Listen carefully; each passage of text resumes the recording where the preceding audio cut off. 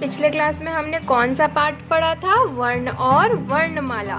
तो आज हम उसी के अभ्यास प्रश्न करेंगे। सबसे पहले हमारा आता है मौखिक प्रश्न, जो हमें सिर्फ बताना है बारिश शब्द में कितनी ध्वनियां हैं।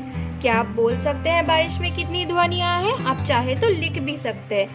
ब, आ, र में छोटी ई, श, अ कितनी ध्वनियां हुई? 6 ध्वनियां। जी हाँ, वे कौन कौन से वर्ण हैं जो ना तो स्वर है और ना ही व्यंजन? कौन से थे? अंग तथा अह, है ना? याद आया? चलिए अब हम बाकी के प्रश्न करते हैं। तो बच्चों आ जाइए पेज नंबर 13 में।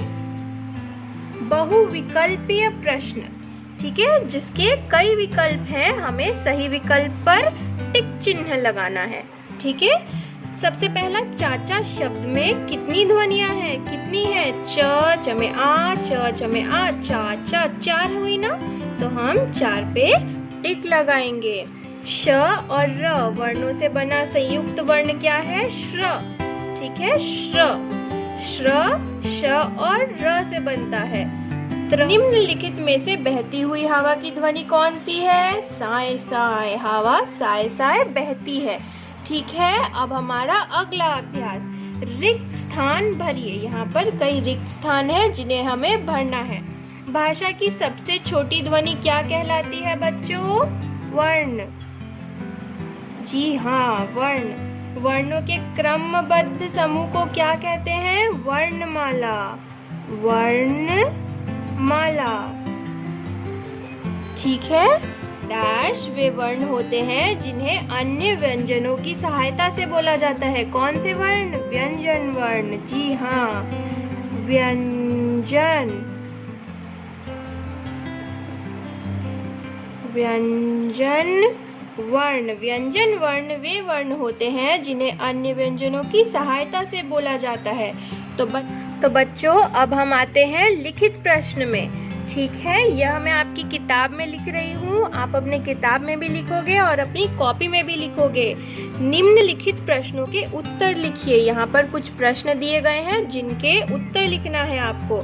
भाषा की सबसे छोटी ध्वनि को क्या कहते हैं? भाषा की सबसे छोटी ध्वनि को वर्ण कहते हैं।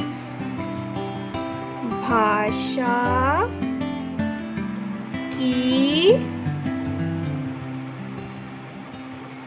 सबसे छोटी ध्वनि को वर्ण कहते हैं। ठीक है, भाषा की सबसे छोटी ध्वनि को वर्ण कहते हैं। वर्णमाला से आप क्या समझते हैं? वर्णों का क्रमबद्ध समूह वर्णमाला कहलाता है। वर्णों का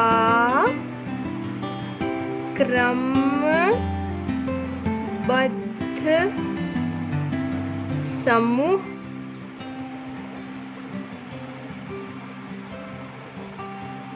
वर्णमाला कहलाता है।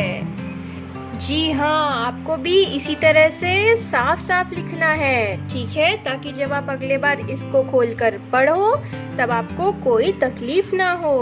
संयुक्त व्यंजन किन्हें कहते हैं? उनके नाम लिखिए। संयुक्त व्यंजन किन्हें कहते हैं? जो व्यंजन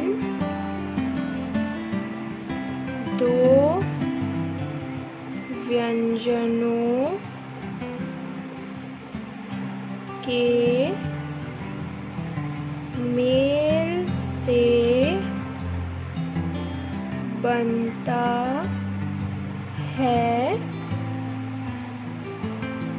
उसे संयुक्त व्यंजन कहते हैं। जैसे त्र, त्र किससे बनता है? त और र। वैसे ही एक और श्र। श्र किससे बनता है? श और र से। तो बच्चों यह त्र और श्र दो संयुक्त व्यंजन है। त्र दो व्यंजनों के मेल से बना है, श्र भी दो व्यंजनों के मेल से बना है। तो बच्चों इन्हें अपने कॉपी में लिखिए और याद करिए बच्चों। हम अगले क्लास में नया चैप्टर के साथ मिलेंगे। सी यू स्टूडेंट्स, बाय बाय।